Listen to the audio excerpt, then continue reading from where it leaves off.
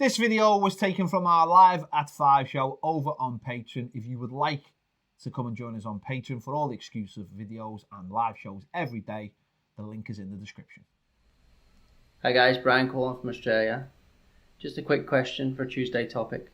With everyone talking about us getting rid of Sport Pacer and possibly switching from Umbro to Hummel on social media, I've noticed there's a lot of people whinging about how it's not Nike or Adidas or someone like that.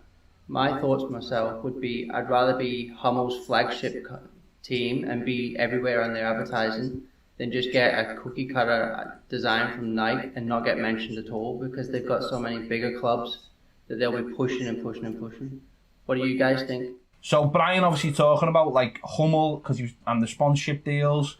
I mean, first of all, what are your thoughts on Sports Pacer?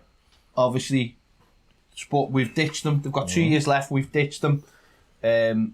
What are your thoughts on that and the potential for a new sponsorship deal? We've just been talking about, Usmanov and things. So, listen, they've had a bit of bad press, haven't they, over the last 12 months? Sport Pacer. I know a lot of people aren't happy with having a sponsor that can't go on the kids' kits and stuff like that. So from that aspect, then yeah, it's a good thing. But I'm not one of these people, just me personally, that is like, we can't have a gambling company, or we can't have an alcohol company, or we can't have a... Because I'm looking at the whole thing and thinking, whoever pays Everton the money, it's about being able to compete, because that's what we want, don't we? Ideally, it wouldn't be an alcohol company and it wouldn't be a gambling company, because I've got a 9-year-old that loves having the Everton kits and doesn't have, just can't have the sponsor on his shirt because because it is a gambling company. So if we could get a big brand that we could wear, at any time, whether it be Megaphone or whoever, USM or NEC, as the rumours were going around the other day, or any of them, Amazon, whoever, then fantastic, as long as it's more money. Because ultimately, it's about being able to bring in as much revenue as possible to make the football club competitive and be able to spend the money that we've just been talking about. So I think it's a positive move by the football club. I think quite clearly they've wanted to do it. The fact they've cut the deal short by 2 years suggests to me that something's going on anyway. They've got the interest there, because you don't cut a sponsorship deal without having interest in someone taking it. Yeah. So that's a good aspect of it. I think there's three potential reasons behind this. Number one, like you've just said about having the gambling sponsorship. We were both at the general meeting when the guy stood up and asked a very good question, actually, to Denise Barrett-Baxendale, Professor Denise Barrett-Baxendale. I think I said Denise Van Alten. No, was she there? No, she was too busy. She was in the Masked Singer as the fox. Makes sense.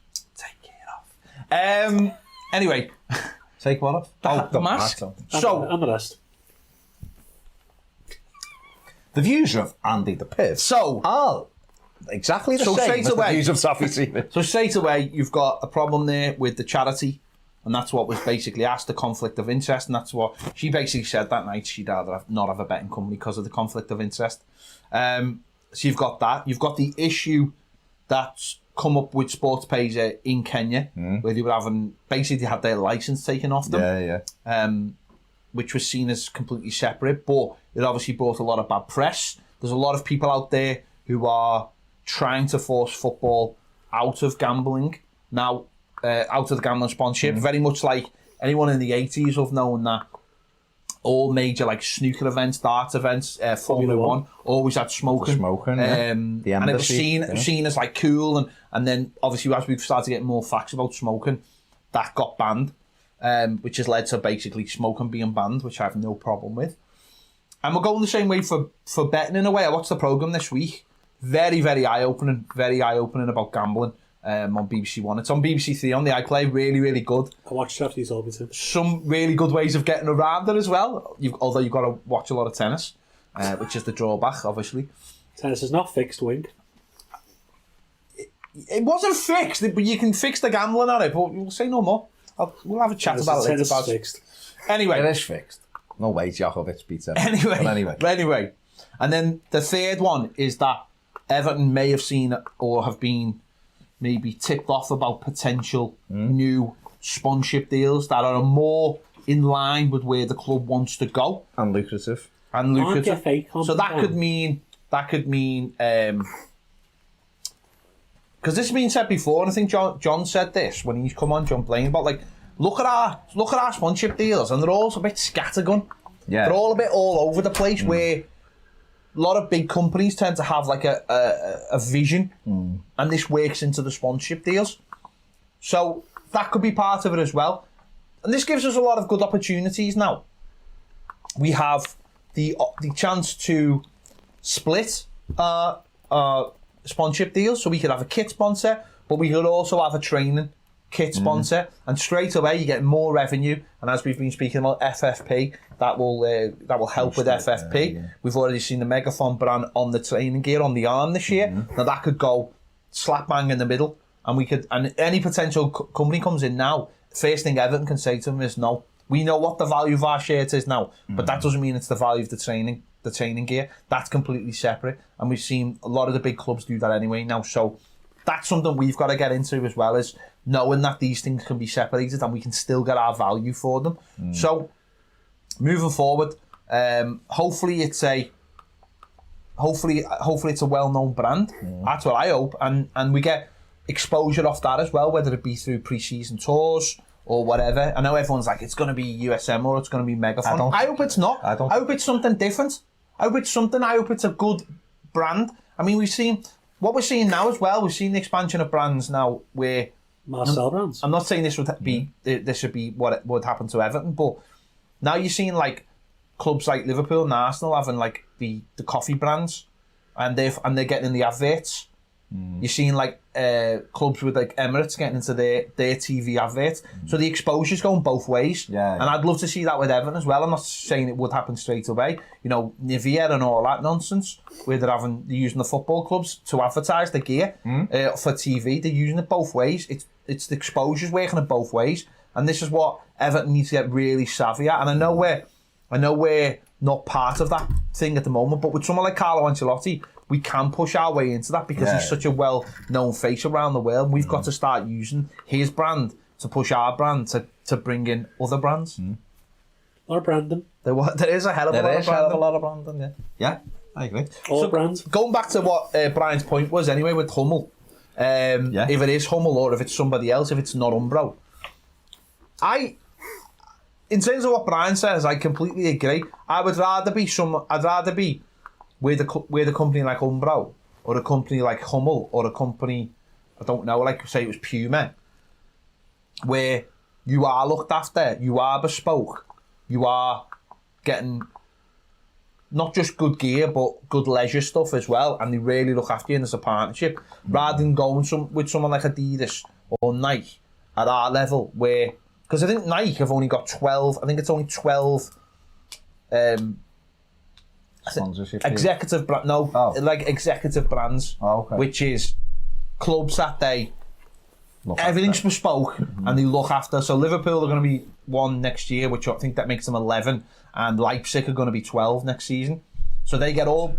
I know, but this is it though, isn't it? And they're bespoke, and they get bespoke home, away, third kits.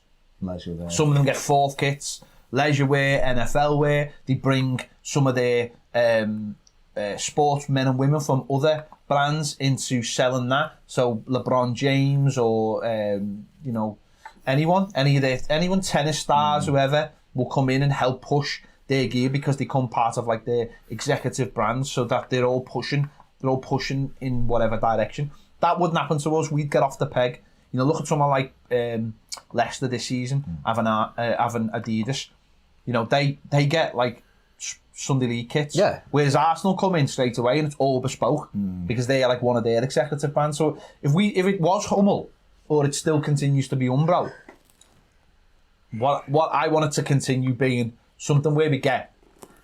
I mean, how many other teams have you seen wearing a kit like that? How many other teams have you seen wearing a kit like that? How many other teams have you seen, graphic? There might be similar ones out there, But those kits are bespoke to us. All right, the training gear and all that's the same, so it's different colours. But you get that at every club mostly. So yeah, I would rather, and then build relationships where you can go forward with that, so they feel like they are part of it. Because it's funny, we've seen these rumours in the last couple of days coming out, and it's like people have been going, "Oh, NEC are going to be our sponsor," and I don't know, and it seems a bit weird because they have a certain market, and it doesn't seem to be our market. But how much is that sort of like feels like part of Everton's brand? Yeah, but it's a digital company, isn't it now? No, I know. I'm just saying. It's one of them, isn't it? I suppose, and it's where the world is, isn't it? So it actually is very much what we should be getting into. And we know that they've actually there's been an article from like last year or the year before where Megaphone went in with a deal with NEC. NEC produced the phones in Russia for them while they obviously did all the other stuff. No, listen, NEC. It looked great. I mean, it'd look brilliant on the shirt. But if that's what I'm saying. When you get that partnership, and it feels part of something like Umbro is a brand with Everton where it feels like it's an Everton brand. Lecoq Sportif feels like that. Whereas when Nike came in, it felt a bit cold and a bit like, yeah, here's a shirt, put a badge on it. I'd be happy with. Listen, Umbro it's produced some great kits for us, and it may come back in the future. We don't know. But I always think, a change. It's nice, and I think it'll be nice to see what Hummel do for us. If it's Hummel. Sorry, I forgot. But next season, there's the potential that we're going to have. Well, we've got to have a new sleeve sponsor, which is rumoured to be a Chinese producer of televisions. Called TCL. That's what the rumour is. Can't confirm or deny that. A sponsor, which obviously we're 100% going to have, and a kit make, which again could be. It could be Hummel, NEC, and TCL. Isn't the Hummel thing because there's only so many brands that fanatics will work with, or they have under their umbrella or something? Possibly. Yeah. It's to do with fanatics, really, because obviously they have people under their umbrella, Ella, as Rihanna said, but. Listen, as long as they produce nice kits, and like I agree with like what Brian said and what you said there, is that it's better to be someone's like most important person than just to be part of something else. And Umbro, I've done all right with us, but obviously it's tailed off. It hasn't been as good as it should have been. I think, and hopefully Hummel it will be. I think personally, Umbro have bit off more than they can chew. With what they've done is, I think, is when they first come to us, and we were there when they first come to us, we were in the meeting, and they told us what they were going to offer Everton, and they have offered Everton that stuff. They said it was all going to be bespoke. We're going to look after you. But I think what's happened is, but they said a lot of other stuff. No, I know they said a lot of other stuff, but what they said was right in a way. But what they've done is they've grown, and when they've grown, I don't think they've put the logistics in place. Sorry, I mean they could have put it in space. Why wouldn't you, Jeff Bezos? They've not put it in place. Yeah. And one of the big failings, apparently, with Umbro last summer was they apparently when they had the kits made, they basically went cheap on the haulage firm, and that's why it took everything so long to get back to England. And things. So basically, they're cutting corners. They've cut corners. And listen, we sat with them in a room last year where a man told us we were going to have short sleeve goalie tops. And then the club went, no, we're not having short sleeve goalie tops. And it's like, I know that's not a big thing. But when you ask a question, because you're looking at the trends of where like football's got, like Liverpool practically have 3 kits. And their goalie kits are both short sleeves. So what happens is loads of people just buy the goalie kits because they're nice. And they don't have to have that big thing of it looking like a goalie kit. It just looks like another kit. And that's why I was like, you're going to have short sleeve. Yeah. It's all the ways we've looked at that. Oh, we've looked at all that, blah, blah. And then it was like, no, we're not doing it. So, you lied to our faces.